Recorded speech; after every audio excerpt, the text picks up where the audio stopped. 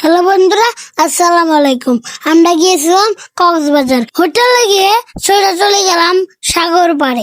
সাগর পাড়ে গিয়ে আমি অনেক ভয় পাচ্ছিলাম, তাই বাবা আমাকে ভয় কাটানোর জন্য নিয়ে যাচ্ছে পানিতে।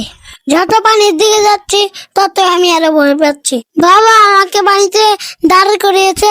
আমি ভয়ে বাবাকে জড়িয়ে ধরেছি। কেন জানি আমার অনেক ভয় করতেছিল, তাই আমি বসে বসে বালি দিয়ে খেলতেছিলাম। আমার মনে হলো পানিতে গোসল করার থেকে বালি দিয়ে খেলা অনেক মজা।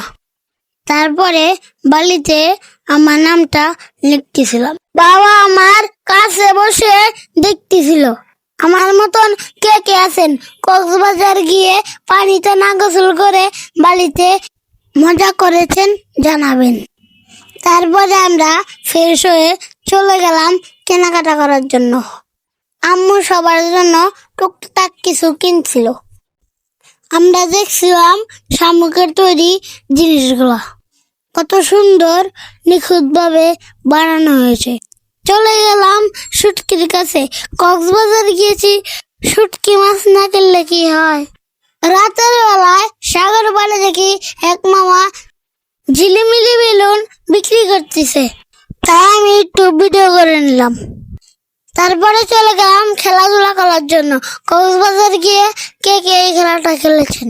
এটা ছিল আমাদের কক্সবাজারের প্রথম দিন। আমাদের পেজের পাশে থাকুন, দ্বিতীয় ভিডিও দেখার জন্য অপেক্ষা করুন।